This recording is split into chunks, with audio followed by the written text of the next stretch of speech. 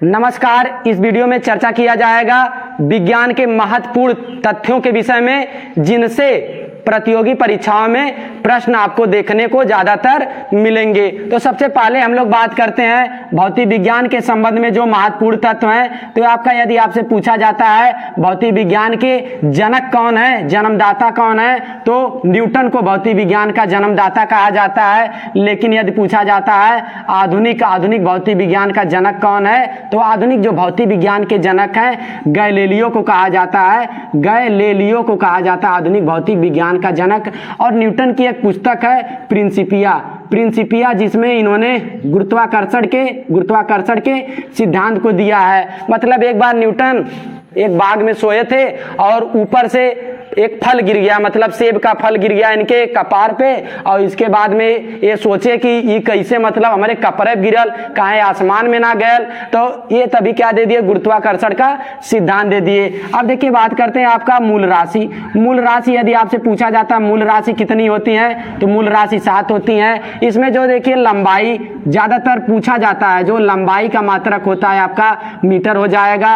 और इसके बाद में द्रव्यमान का मात्रक होता है किलोग्राम हो जाता है। समय का मात्रक आपका सेकंड होता है। और इसके बाद में ताप का मात्रक केल्विन होता है। और जो आपका आ जाता है विद्युत धारा, तो विद्युत धारा जो लाइट आती है आपके घर में, तो आपका विद्युत धारा का मात्रक होता है एम्पियर हो जाता है। और इसके बाद में ज्योति तीव्रता का मात्रक होता है कैंडला होता है। और फिर आता है आपका पदार्थ की मात्रा, तो पदार्थ की मात्रा का जो मात्रक होता है वो आपका मोल हो जाता है, पदार्थ की मात्रा का मात्रक होता है। और एक आपका होता है कोण का मात्रक होता है रेडियन होता है। और इसके बाद में घन कोण का मात्रक हो जाता है आपका स्टेरेडियन हो जाता है। ये जो कोण और घन कोण है ये दोनों पूरक राशियां होती हैं। फिर यदि पूछा जाता है आपका सिस्टम कितने होते हैं, मतलब मापन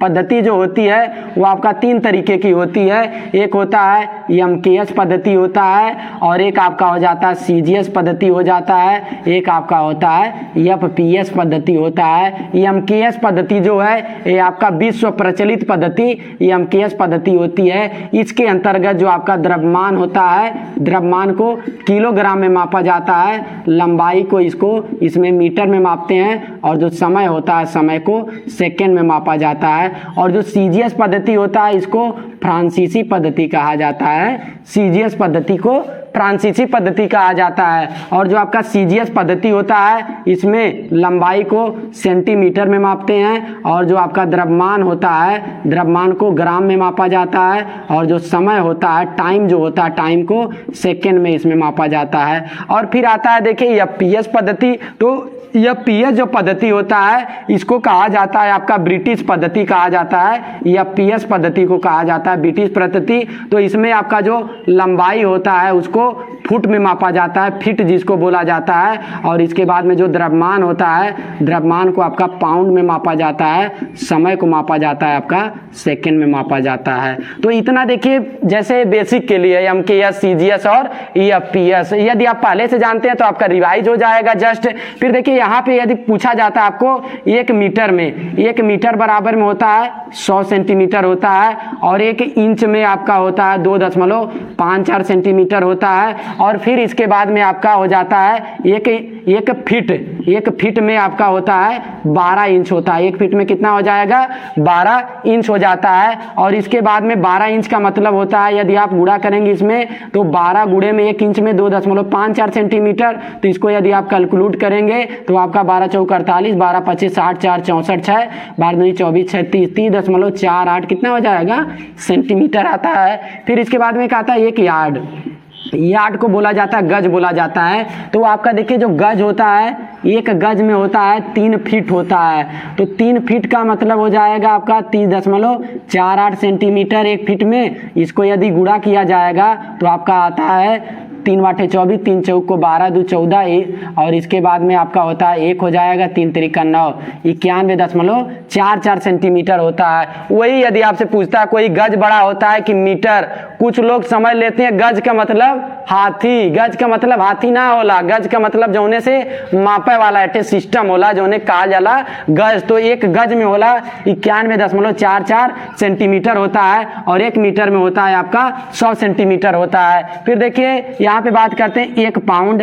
1 पाउंड में आपका होता है 454 आपका ग्राम हो जाता है। 1 पाउंड में आता है 454 ग्राम होता है। फिर देखिए एक होता है मापन में दार्शनिक पद्धति वाला होता है, तो इसको काफ़ी ये बहुत ही इम्पॉर्टेंट होता है। तो इसमें मैं लिख दे रहा हूँ आपका एक होता है मिली सेकेंड, मान लीजिए है मिली सेकेंड एक और है। 1 मिली सेकेंड में होता है 10⁻³ सेकेंड हो जाता है। और इसके बाद में मिली सेकेंड के बाद आपका माइक्रो सेकेंड होता है। तो 1 माइक्रो सेकेंड में 10⁻6 सेकेंड होता है। और इसके बाद में आपका नैनो सेकेंड होता है। तो नैनो सेकेंड होता है 10⁻9 सेकेंड हो जाता है। फिर आता है आपका पीको सेकेंड। जो पीको सेकेंड होता है तो पीको सेकेंड 10⁻12 सेकेंड होता है। और यदि आपसे पूछा जाता है 1 माइक्रान को म्यू से दिखाया जाता है, तो 1 माइक्रान या इसको माइक्रोमीटर बोला जाता है। तो इसमें होता है 10⁻6 मीटर हो जाता है। और इसके बाद में आता है आपका 1 एंगस्ट्राम। तो 1 एंगस्ट्राम में 10⁻10 मीटर होता है।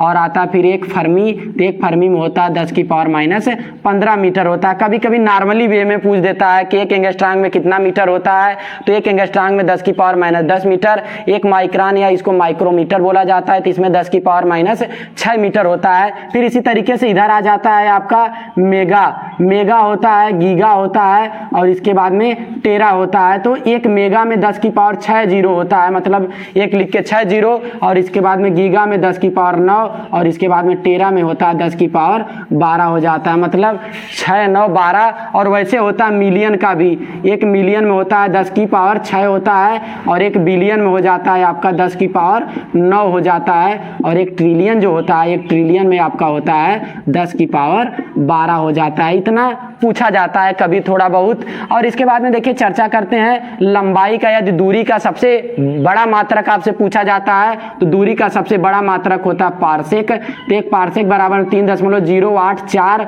× 10⁻16 मीटर होता है, या नहीं तो 3.26 प्रकाश वर्ष होता है। 1 पारसेक में हो जाता है। और यदि पूछा जाता है 1 प्रकाश वर्ष क्या होता है, तो एक प्रकाश वर्ष का मतलब है प्रकाश के द्वारा निर्वात में 1 वर्ष में चली गई जो दूरी होता है उसे 1 प्रकाश वर्ष कहते हैं। 1 प्रकाश वर्ष बराबर होता है 9.46 × 10⁻15 मीटर हो जाता है। तो आपका देखिए जो दूरी का सबसे बड़ा मात्रक होता है वो आपका पारसेक होता है। फिर एक आ जाता है आपका एस्ट्रोनॉटिकल यूनिट। तो 1 AU जिसको कहा जाता है चंद्रशेखर सीमा, या पृथ्वी से आपका सूर्य तक का जो दूरी होता है ये हो जाता है 1.496 × 10⁻11 मीटर होता है आपका पृथ्वी से सूर्य तक की दूरी होता है। और यदि ये भी पूछा जाता है कि सूर्य से पृथ्वी पर प्रकाश कितने समय में आता है, तो आपका 500 सेकेंड में सूर्य से पृथ्वी पर प्रकाश आपका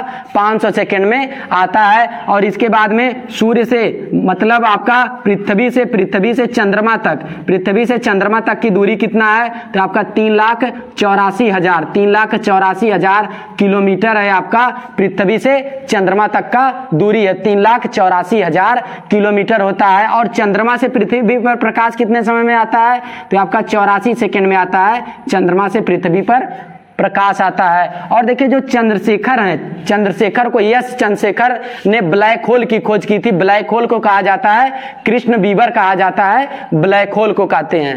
महत्वपूर्ण मापक यंत्रों के विषय में बात करते हैं। तो इसमें देखिए आ जाता है आपका हाइग्रोमीटर के द्वारा क्या किया जाता है, हाइग्रोमीटर से आपका वाई की आर्द्रता मापा जाता है, हाइग्रोमीटर से मापते हैं। फिर एक होता है हाइड्रोमीटर से आपका द्रव का घनत्व मापा जाता है हाइड्रोमीटर से।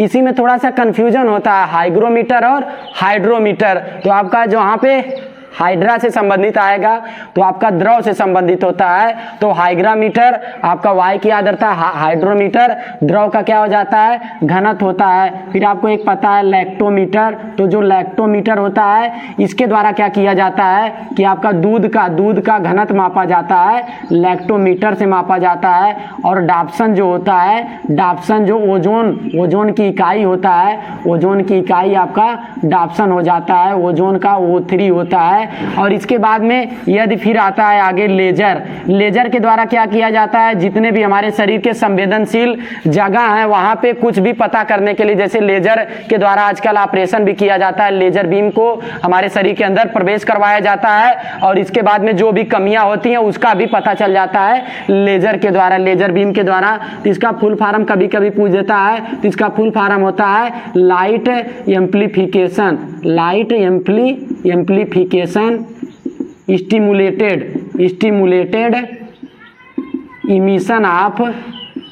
इमिशन ऑफ आपका हो जाता है रेडिएशन होता है, लेजर का मतलब होता है। फिर एक देखिए आता है रडार, तो रडार के द्वारा जो भी वायुयान होते हैं, मतलब कुछ भी अगर वायुयान लापता हो गया है तो रडार के द्वारा उसको खोजा जाता है। इसका फुल फॉर्म होता है रेडियो डिटेक्शन एंड होता है आपका रेंजिंग हो जाता है, रडार का मतलब होता है। फिर एक आता है आपका सोनार, तो सोनार के द्वारा क्या किया जाता है कि कोई भी नौकायान कोई है वो आपका यदि समुद्र वगैरह में खो गया है तो सोनार के माध्यम से उसका पता लगाया जाता है। इसका फुल फॉर्म होता है साउंड ऑफ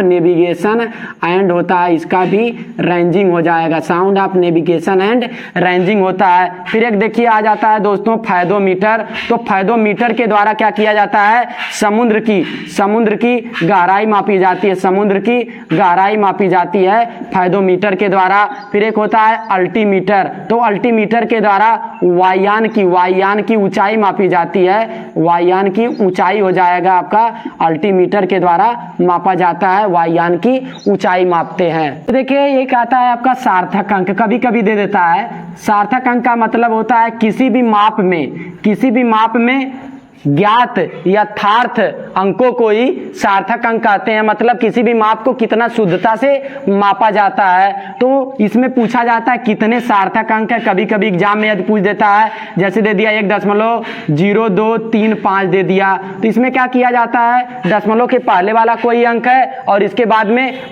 0 है, फिर इसके बाद में कोई अंक है तो सबको गिना जाता है। लेकिन यदि आपका 1 लिख के दशमलव लगा के आपका क्या कर दिया जाए, 0 लिख दिया जाएगा, तो ये जो 0 है दशमलव के बाद यदि कोई अशून्य अंक नहीं होता है तब जितने भी शून्य अंक होते हैं उसको सार्थक अंक नहीं माना जाता है। और यदि इस तरीके से दे दिया 0 और इसके बाद में 5 दे दिया, मतलब यदि कोई एक अशून्य अंक है दशमलव से पहले और दशमलव के बाद ढेर सारे शून्य अंक हैं और उसके लास्ट में एक अशून्य अंक आता है, तब इन सभी को सार्थक अंक में गिना जाता है।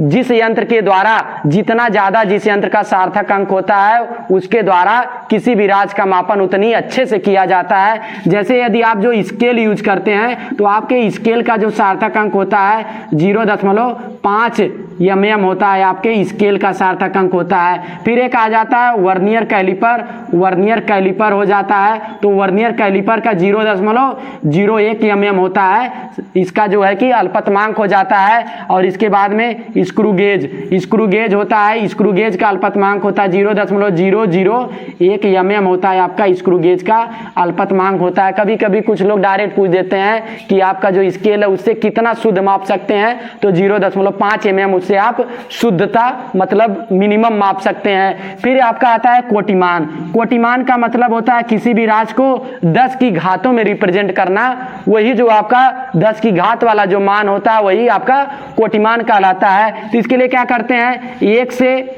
1 से अधिक होना चाहिए और 10 से क्या होना चाहिए, कम होना चाहिए। जैसे मैं लिख दिया 9.25 गुणे में 10 की पावर 6 लिख दिया, और यदि इसका कोटिमान आपसे पूछा जाता है तो इसका कोटिमान आपका हो जाता है, यहाँ पे लिखेंगे 10 की पावर 6 प्लस में देखेंगे ये वाला जो अंक है 9.25 क्या है 3.16 से अधिक है। यदि ये 3.16 से अधिक होता है तो घात में 1 जोड़ दिया जाता है, तो यहाँ पे 1 जोड़ देंगे तो 10 की पावर कितना हो जाएगा, 10 की पावर आपका 7 हो जाता है। और यदि यही आपका 3.16 से कम होता, जैसे मैं यदि लिख देता 3.02 गुणे 10 की पावर 5, इसका यदि कोटिमान पूछा जाता तो आपका इसका कोटिमान कितना हो जाता दोस्तों, इसका कोटिमान 10 की पावर 5 ही आता। फिर देखिए आपका आता है गति वाला जो चैप्टर आता है, इससे ज्यादातर सवाल पूछे जाते हैं। तो इसमें जो भी है मैं आपको दो तरीके से इसको समझा देता हूं। एक आपका होता है अदिश राशि होती है और एक आपकी होती है सदिश राशि होती है। तो सदिश राशि का मतलब जिसमें परिमाण तथा दिशा भी होता है, इसका मतलब सदिश, सा का मतलब साथ साथ, जे दिशा के साथ साथ मतलब मापल जाला, ओके कहल जाला, सदिश राशि कहल जाला। और इसके बाद में अदिश राशि का मतलब होता है जो दिशा रहित होता है, जिसको मतलब दिशा का ज्ञान मतलब जिसको मापने के लिए नहीं किया जाता है, उसको अदिश राशि कहते हैं। इसके मापन के लिए केवल परिमाण की आवश्यकता होती है, दिशा की आवश्यकता नहीं होती है, इसमें दोनों की आवश्यकता होती है। फिर देखिए इसमें आ जाता है आपका दूरी, एक आता है, तो डिब्बा में मैं लिख दे रहा हूं दूरी का होला, दूरी का मतलब होला कि आप किस समय में, किसी समय में आपके द्वारा जो भी पथ की लंबाई तय की जाती है उसे क्या कहते हैं, दूरी कहते हैं। और जो दूरी होता है वो सदैव क्या होता है, सदैव धनात्मक होता है। इसका मतलब है मैं मान लीजिए यहाँ पे हूं, थोड़ा सा यहाँ चला आया, आप देख रहे हैं मैं थोड़ा सा चल गया, और इसके बाद में थोड़ा सा आगे आ गया तब भी चल रहा हूं, पीछे आ गया तब भी चल रहा हूं, मतलब मैं कुछ ना कुछ चलूंगा, आया गया डबल हो जाएगा। सिंगल जा रहा हूं तो सिंगल वे में होगा। तो यहाँ पे जो दूरी होता है सदैव कैसा हो जाएगा, सदैव आपका धनात्मक होता है दूरी। और यदि इसी दूरी में समय से यदि भाग किया जाता है तो आपका आ जाता है चाल आ जाता है। चाल का मतलब होता है एकांक समय में किसी गतिशील वस्तु के द्वारा तय किए गए पथ की जो दूरी होता है उसी को क्या कहते हैं, चाल कहते हैं। फिर यदि दूरी का मात्रक पूछता है तो दूरी का मात्रक आपका मीटर हो जाता है। और इसके बाद में चाल का मात्रक क्या होता है, तो चाल बराबर में क्या होता है, दूरी बटे में समय हो जाता है। यहाँ पे लिख लेंगे आप, चाल बराबर में दूरी बटे में समय। तो इसका मात्रक क्या हो जाएगा, दूरी का मात्रक मीटर, चाल का मात्रक सेकेंड होता है। तो आपका इस तरीके से समय का मात्रक सेकेंड होता है तो चाल का मात्रक हो जाएगा मीटर प्रति सेकेंड हो जाता है। और देखिए जब दूरी आपका अदिश राशि है तो चाल भी क्या हो जाएगा, आपका अदिश राशि होता है। और चाल देखिए एक औसत चाल होता है और इसके बाद में एक समान चाल होता है। तो यदि आपसे पूछ देता है औसत चाल का फार्मूला क्या होता है, तो कुल दूरी बटे में कुल समय आपका हो जाता है, औसत चाल हो जाता है। फिर इधर आते हैं, इधर आपका एक होता है विस्थापन। विस्थापन का मतलब होता है आपका किसी वस्तु का एक निश्चित दिशा में अपनी अवस्था में परिवर्तन ही विस्थापन कहलाता है। मतलब एक निश्चित दिशा में किसी गतिशील वस्तु के द्वारा चली गई दूरी ही विस्थापन कहलाती है। जो उसका या अंतिम स्थिति प्रारंभिक स्थिति का अंतर भी क्या कहलाता है, आपका विस्थापन कहलाता है। विस्थापन जीरो भी होता है, धनात्मक भी होता है और ऋणात्मक भी होता है। और इसके बाद में विस्थापन का जो मात्रक होता है भी आपका मीटर हो जाता है। फिर आपका आ जाता है विस्थापन के बाद आता है वेग। तो एकांक समय में किसी वस्तु का जो विस्थापन होता है उसे वेग कहा जाता है। तो वेग का भी मात्रक हो जाएगा मीटर प्रति आपका सेकेंड हो जाता है वेग का मात्रक। और एकांक समय में वेग परिवर्तन की जो दर होती है उसे कहा जाता है आपका त्वरण कहते हैं, वेग परिवर्तन की दर। तो जो त्वरण का मात्रक होता है मीटर प्रति सेकेंड स्क्वायर आपका हो जाता है, त्वरण का मात्रक होता है। और देखिए यदि यही जो त्वरण है, त्वरण में क्या करते हैं, आपका यम का गुणा कर देते हैं तो बल प्राप्त हो जाता है, यह प्राप्त हो जाता है। यह बराबर में क्या होता है, यमए होता है। मतलब बल बराबर में द्रव्यमान गुणे त्वरण हो जाता है। अब इसका जो मात्रक होता है तो इसका मात्रक हो जाएगा किलोग्राम मीटर प्रति सेकेंड स्क्वायर हो जाता है आपका बल का मात्रक। यदि एसआई पद्धति में पूछेंगे इसका मात्रक तो आपका न्यूटन होता है। और लिख लीजिएगा एक न्यूटन में होता है 10 की पावर 5 डाइन होता है 10 की पावर 5। ये नहीं वो वाला डाइन मत समझिएगा जो रतिया में घूमती है सब, ठीक है, लोग कहते हैं भूत प्रेत घूमन है, तो वो वाला डाइन है, मतलब ऐसा ही है। सीजीएस पद्धति में मात्रक है आपका किसका, बल का, 1 न्यूटन बराबर में 10 की पावर 5 डाइन होता है। फिर यदि यही जो आपका बल है, जो आपका यही बल है, तो ये जो बल होता है इसमें यदि मैं क्या कर देता हूं, समय का गुणा कर देता हूं तो आपका मिल जाता है आई, मिल जाता है आवेग मिल जाता है। मतलब कम समय में किसी वस्तु पर लगाया गया बल ही आवेग कहलाता है। और इसके बाद में देखिए बात करते हैं ये जो आपका आवेग होता है ये संवेग परिवर्तन की दर के क्या होता है, संवेग परिवर्तन के, आवेग आपका संवेग परिवर्तन के बराबर में होता है। तो आपका हो जाएगा I बराबर में डेल्टा P होता है। अब देखिए जो संवेग होता है संवेग बराबर में होता है P बराबर में mv होता है। संवेग का जो मात्रक होता है किलोग्राम होता है, किलोग्राम मीटर प्रति सेकंड हो जाएगा संवेग का मात्रक होता है। तो आवेग का भी मात्रक सेम ही हो जाता है। फिर देखिए थोड़ा सा यहाँ लिख लीजिएगा, जो न्यूटन का आपका दूसरा न्यूटन का गति का नियम है उसके अंतर्गत कहा गया संवेग परिवर्तन की दर आपका क्या होता है, बल के, संवेग परिवर्तन की दर आपका बल के अनुपाती हो जाता है। तो F proportional to delta P by delta T। और इसके बाद में इसको लिख सकते हैं, आप लिख सकते हैं डेल्टा P बटे में डेल्टा T भी लिख सकते हैं। और जब इसको सॉल्व किया जाता है तो आपका आता है F बराबर में m में आ जाता है। तो इतना आप लोग नोट करिएगा, कभी कभी परीक्षाओं में पूछा जाता है कि संवेग परिवर्तन की दर को क्या कहते हैं। तो संवेग परिवर्तन की दर को दोस्तों कहते हैं आपका बल कहा जाता है, लेकिन संवेग परिवर्तन को क्या कहते हैं दोस्तों, तो संवेग परिवर्तन को कहते हैं आवेग कहते हैं। तो आप इसको अच्छे तरीके से याद कर लीजिएगा। फिर देखिए बात करते हैं आपका गति का समीकरण। तो गति के कितने समीकरण होते हैं, तो गति के आपके 3 समीकरण होते हैं। पहला समीकरण होता है b बराबर में u प्लस में at हो जाता है। दूसरा समीकरण होता है s बराबर में ut प्लस में हाफ at स्क्वायर हो जाता है। तीसरा होता है v स्क्वायर बराबर में u स्क्वायर प्लस में 2as। ये तब के लिए होता है जब कोई वस्तु एक सरल रेखा में गति करती है, और यदि कोई वस्तु आपका ऊर्ध्वाधर रेखा में गति करती है, मतलब जैसे किसी को यदि ऊपर फेंका जाता है फिर वो नीचे आती है, तब जो यश होता है वो आपका यच हो जाता है, और जब ए होता है आपका जी हो जाता है। इसका मतलब वहां पे क्या लगता है, गुरुत्वीय त्वरण लगता है, ए बराबर में आपका जी हो जाएगा। और जैसे यदि किसी वस्तु को ऊपर फेंका जाता है तो आपका जो जी का मान होता है माइनस हो जाता है, और कोई वस्तु यदि नीचे आती है तो आपका जी का मान प्लस होता है। लेकिन कोई वस्तु पृथ्वी के नीचे जा रही है तब जी का मान माइनस होता है, और पृथ्वी के केंद्र पर जी का मान 0 होता है। और जो आपका ध्रुवों पर जी का मान आपका मैक्सिमम होता है, ध्रुवों पर जी का मान, विषुवत रेखा पे आपका जी का मान मिनिमम हो जाता है। फिर देखिए यहाँ पे लिख लीजिएगा, जो आपका v होता है v बराबर में होता है अंतिम वेग हो जाता है v।